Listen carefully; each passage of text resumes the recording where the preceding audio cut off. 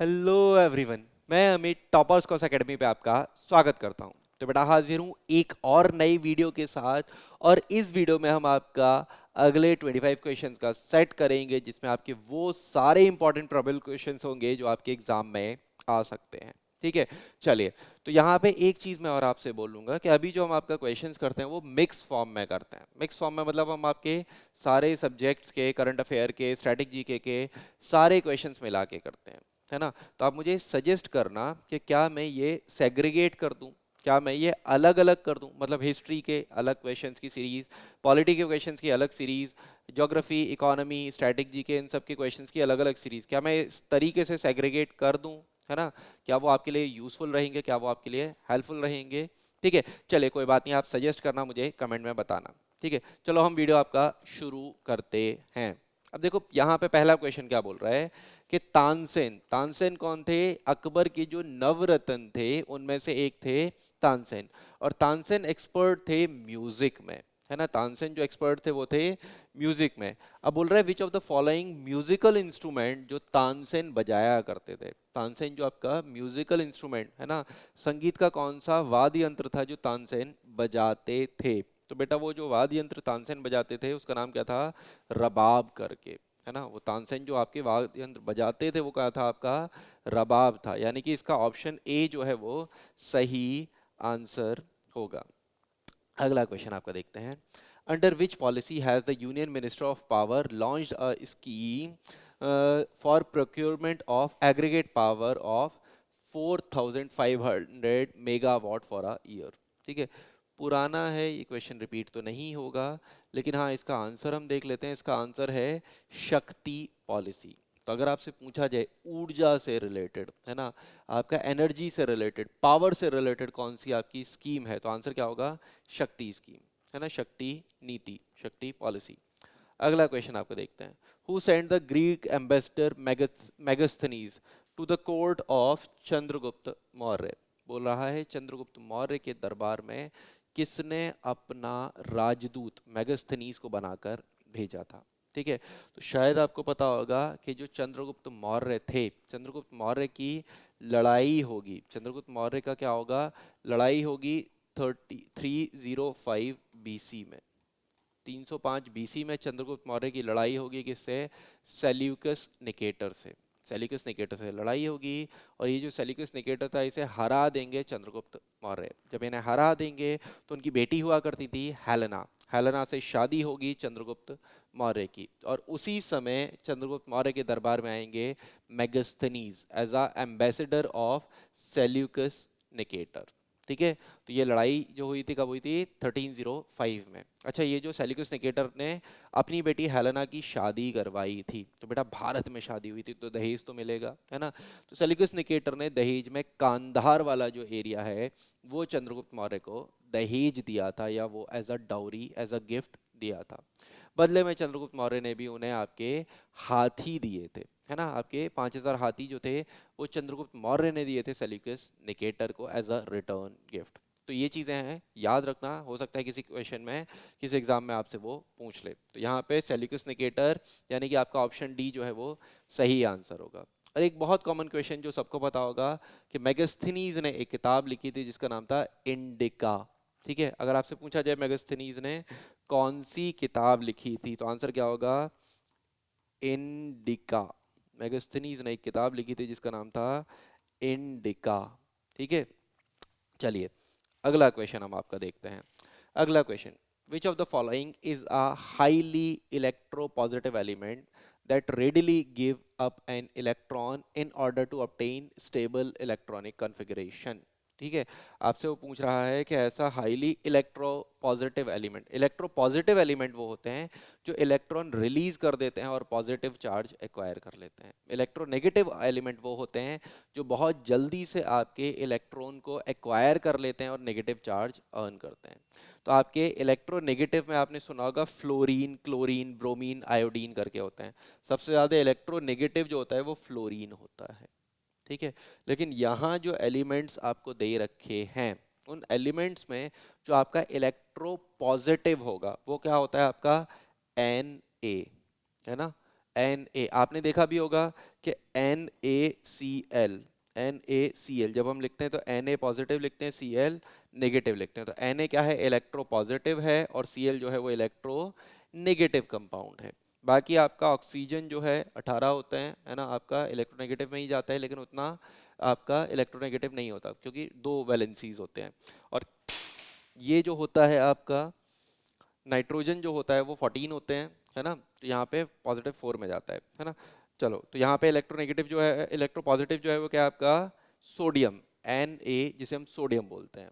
ठीक है, तो ऑप्शन डी इसका सही आंसर होगा। चलिए अगला क्वेश्चन हम आपका देखते हैं।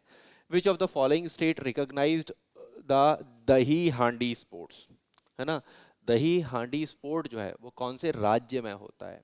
शायद आपको पता होगा, जन्माष्टमी का उत्सव आता है। जन्माष्टमी का जो उत्सव आता है वहाँ पे दही हांडी आपका होता है। हांडी को टांग दिया जाता है बहुत ऊपर, बहुत ऊपर टांग दिया जाता है, और फिर जो आपके एक पूरी टीम होती है वो पूरी टीम पिरामिड बनाती है, ह्यूमन पिरामिड।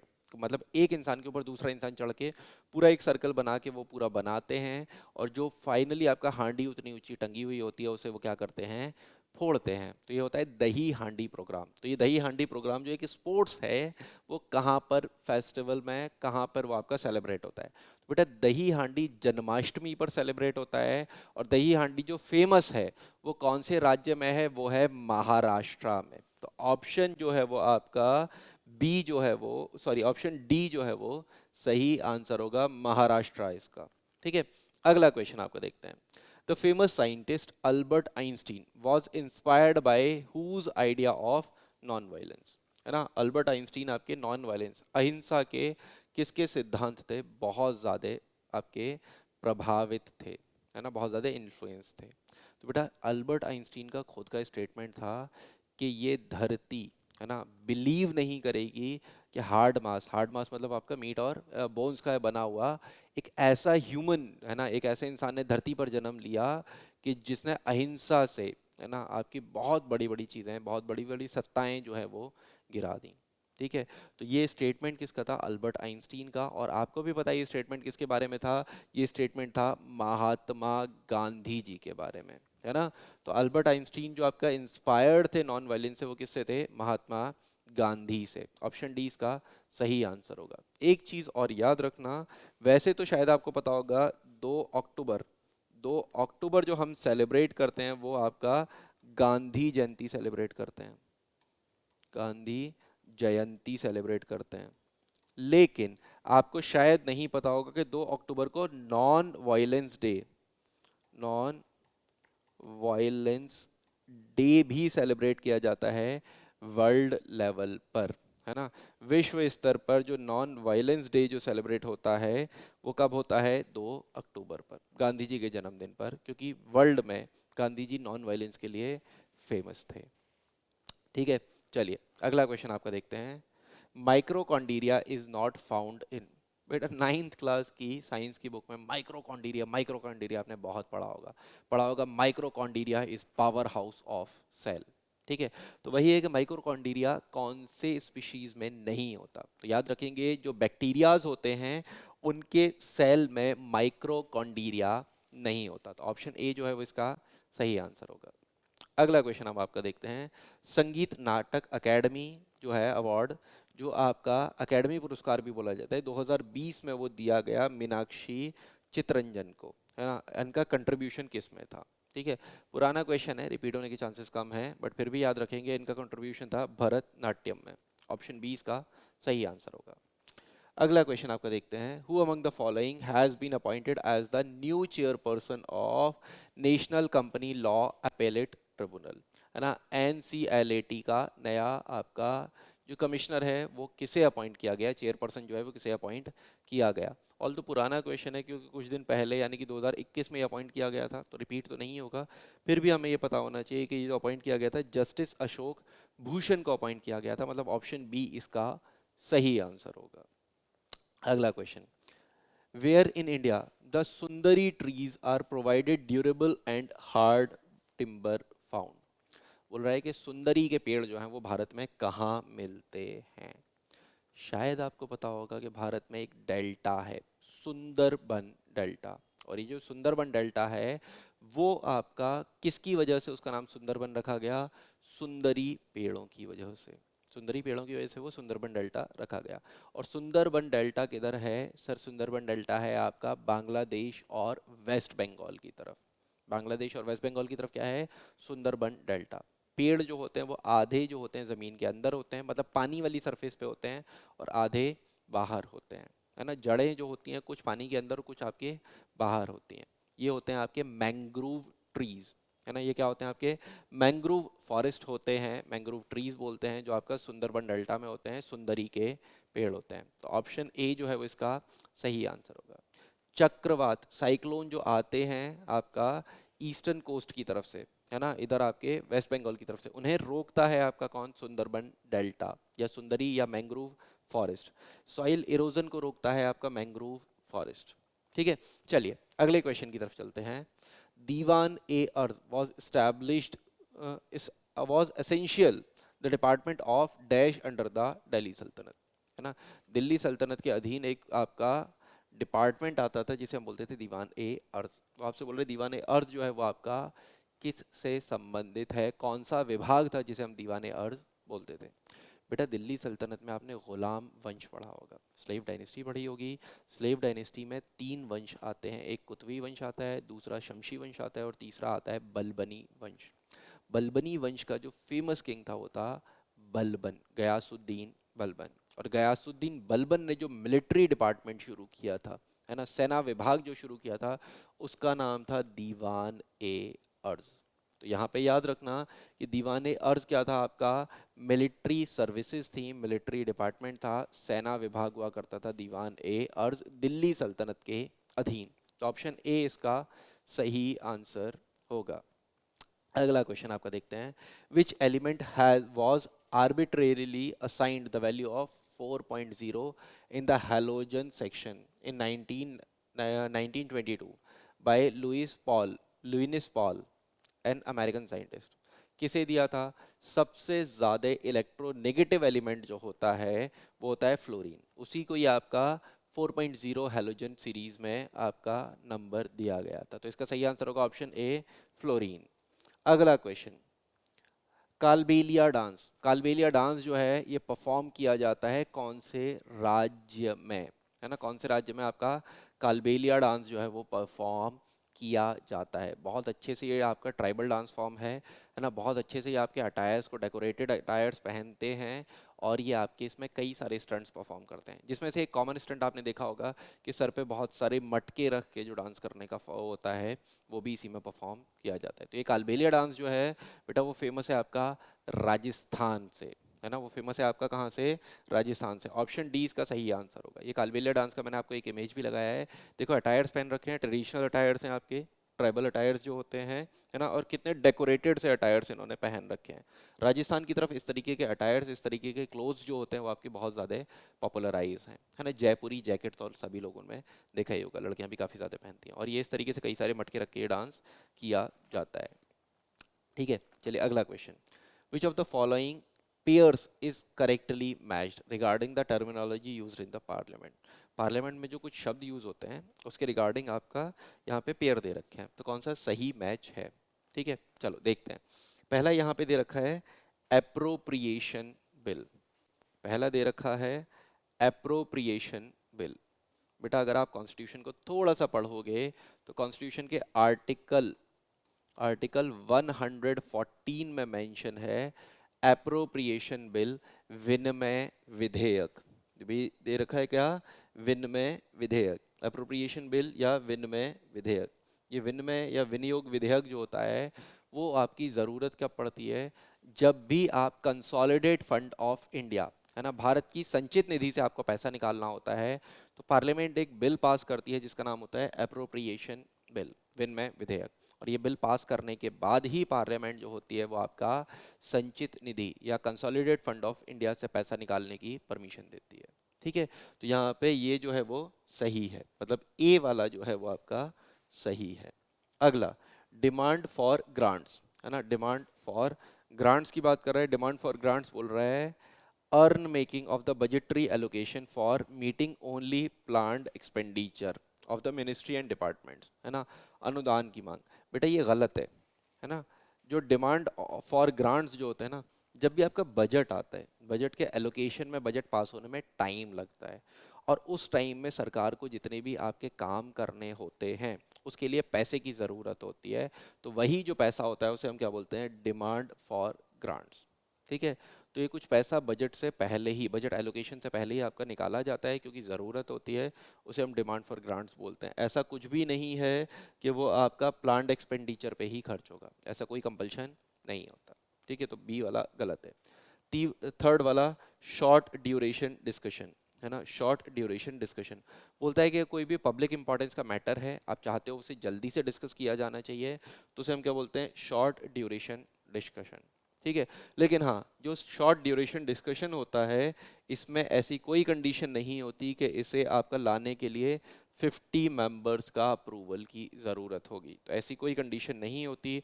मतलब सी वाला भी जो ऑप्शन है वो आपका गलत है, सी वाला भी जो आपका पॉइंट है वो गलत है। तो कौन सा पॉइंट सही है, सिर्फ ए पॉइंट आपका सही है। तो मतलब ए पॉइंट सही है तो ओनली ए, यानी कि ऑप्शन सी जो है वो इस पे सही आंसर होगा, है ना। इस क्वेश्चन का जो सही आंसर होगा वो क्या होगा, ऑप्शन सी होगा।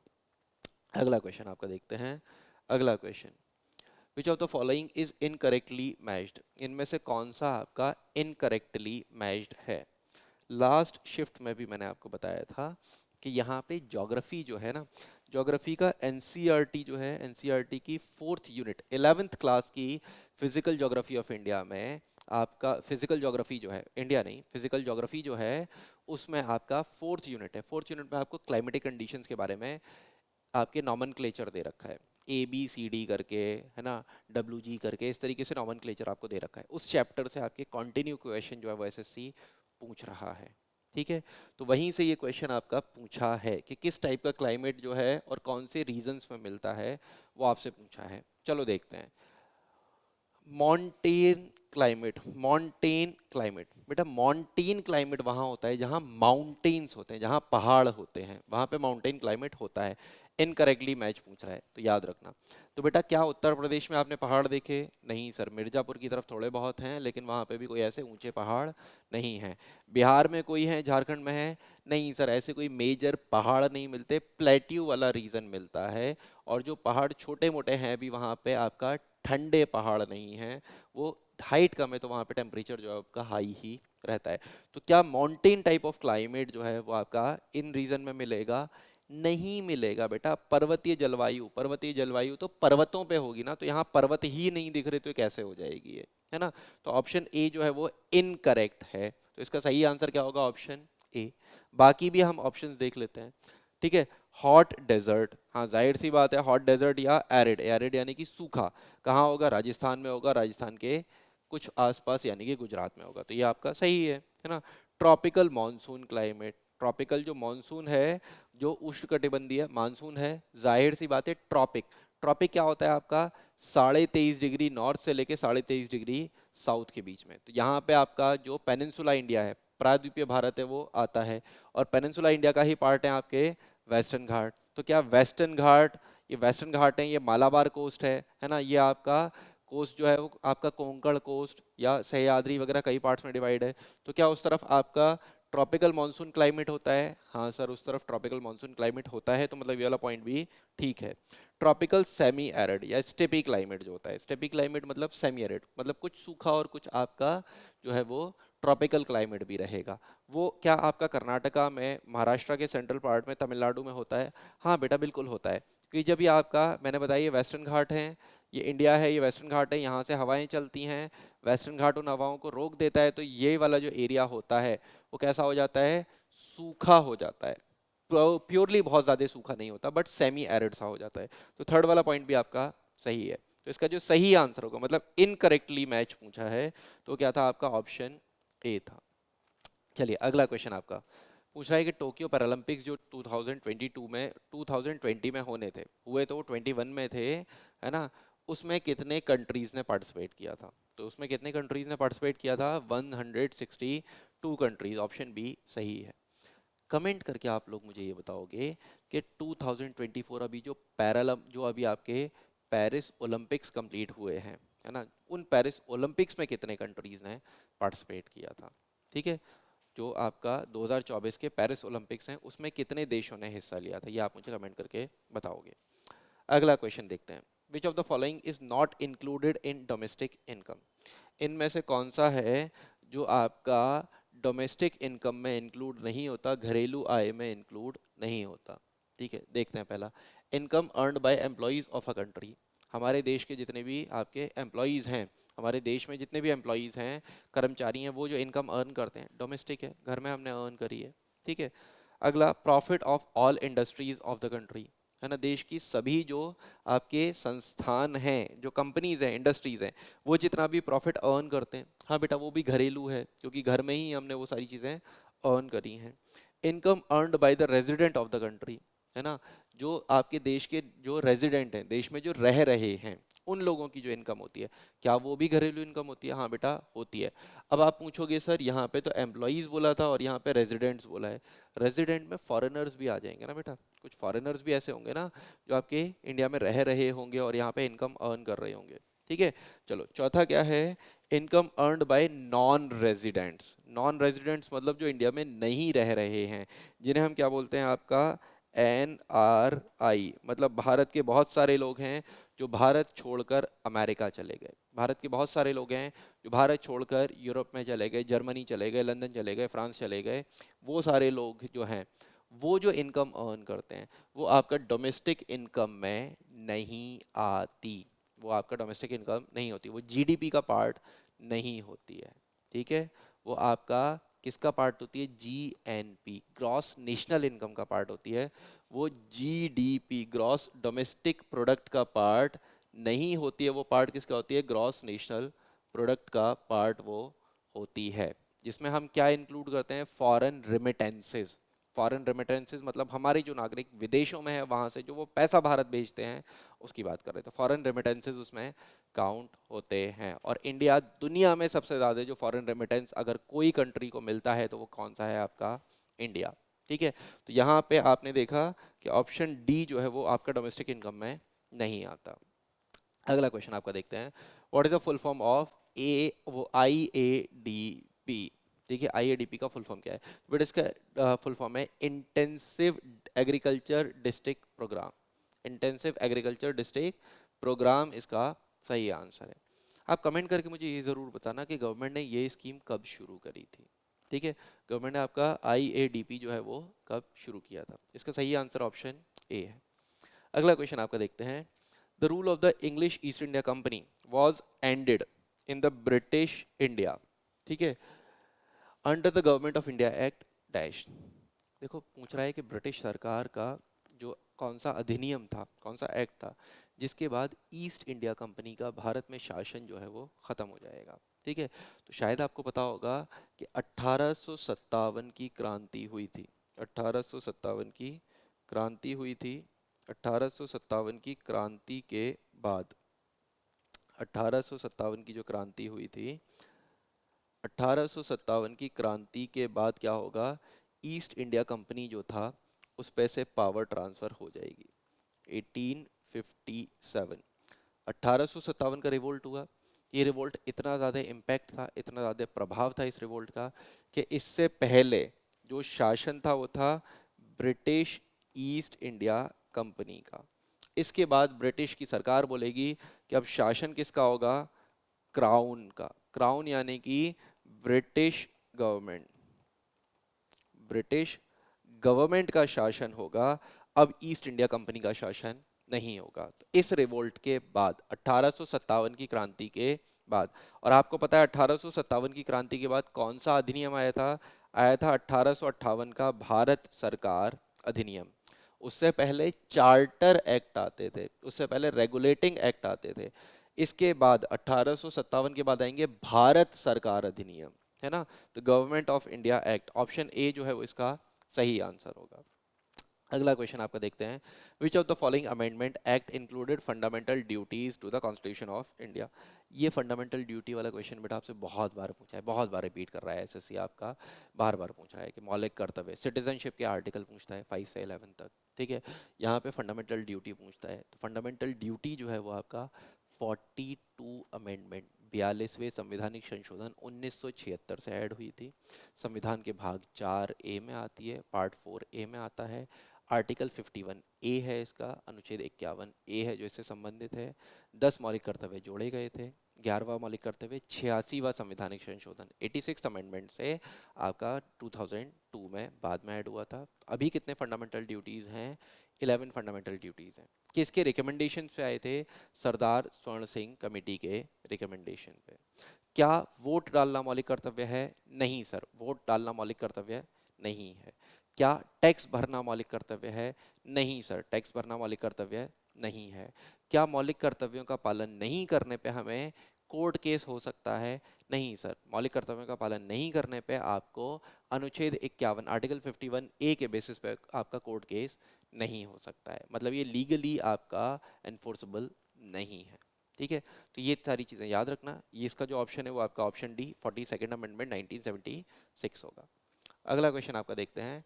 इन विच स्टेट द चिथिराय फेस्टिवल, है ना, चिथिराय जो है, चिथिराय जो फेस्टिवल है वो आपका कौन से राज्य में सेलिब्रेट किया जाता है? अब देखो ये चिथिराय फेस्टिवल जो है ना, बहुत इंपॉर्टेंट फेस्टिवल है ना, बहुत इंपॉर्टेंट फेस्टिवल है। ये जो फेस्टिवल है ये आपका जो है अप्रैल में सेलिब्रेट किया जाता है। कब सेलिब्रेट किया जाता है? अप्रैल में सेलिब्रेट किया जाता है। ये फेस्टिवल 15 दिन तक चलता है। ये जो त्योहार है वो आपका 15 दिन तक चलता है। दुनिया में सबसे ज्यादा लंबे समय तक चलने वाला त्योहार है आपका चिथिराय फेस्टिवल। दुनिया में 15 दिन तक कोई भी त्योहार आपका नहीं चलता है। तो दुनिया में सबसे ज्यादा लंबे समय तक जो त्योहार चलता है वो क्या है? चिथिराय फेस्टिवल। 2 हफ्तों तक या 15 दिन तक ये आपका चलता है। ये जो है वो कहाँ चलता है? तमिलनाडु में। ये आपका कहाँ होता है? तमिलनाडु में ये सेलिब्रेट होता है ना, तमिलनाडु में आपका सेलिब्रेट किया जाता है। इस फेस्टिवल में शैवाइट और वैष्णवाइट, हिंदू धर्म में दो समुदाय माने जाते हैं। भगवान शिव के फॉलोअर शिवाइट्स बोलते हैं, भगवान विष्णु के फॉलोअर वैष्णवाइट्स बोलते हैं। वो मिल के आपका हारमोनी शो करते हैं, वो मिल के इस त्योहार को सेलिब्रेट करते हैं। और ये जो आपका त्योहार शुरू होता है ये आपका Tamil calendar, Tamil calendar, Tamil calendar के फर्स्ट मंथ, फर्स्ट मंथ से शुरू होता है। तमिल कैलेंडर का जो पहला महीना है उस पहले महीने में ये त्योहार जो है वो मनाया जाता है, सेलिब्रेट किया जाता है। तो ये बहुत इंपॉर्टेंट इन्फॉर्मेशन है। चित्राई फेस्टिवल जो है वो आपका, इसके बारे में ये याद रखना। कौन से राज्य में होता है सर? ये तमिलनाडु में होता है। 15 दिन तक चलता है। जो भगवान विष्णु और भगवान शिव के जो अनुयायी होते हैं, फॉलोअर्स होते हैं, वो मिल के यहाँ पे इस त्योहार को सेलिब्रेट करते हैं। और ये तमिल कैलेंडर जो है उसका पहला महीना होता है। तो ऑप्शन डी इसका सही आंसर होगा। चलिए अगला आपका क्वेश्चन बोल रहा है कि 2021 में 2022 में जो 121 कंट्रीज की ग्लोबल हंगर इंडेक्स की रैंकिंग आई, वो हंगर इंडेक्स की रैंकिंग यहाँ पे मैच कर दीजिए। अच्छा देखो यहाँ पे ये बहुत, मतलब ये रैंकिंग देख के मुझे भी बड़ा अजीब सा लगा था। और मैं नहीं बोलूंगा कि कुछ भी मैं बोलूं, क्या ही बोलूं, कि भारत की जो रैंकिंग थी ना इस हंगर इंडेक्स में वो थी 107।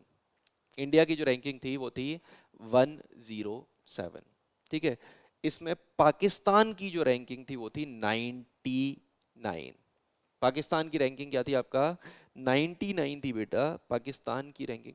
भारत, पाकिस्तान इतना गरीब देश है, इतनी भुखमरी पड़ रही है वहाँ पे, ना तो ढंग से सरकार चल रही है, ना वहाँ पे कोई अर्थव्यवस्था चल रही है।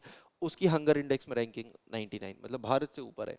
और नेपाल जो हमसे गरीब है, हमारा छोटा भाई हम जिसे मानते हैं, उसमें जो हंगर इंडेक्स है वो आपका रैंकिंग 81 है। मतलब हम सबसे ज़्यादा भूखे हैं, हम सबसे ज़्यादा समृद्ध देश होके भी हम सबसे ज़्यादा गरीब या भूखे हमें हंगर इंडेक्स में दिखाया गया है।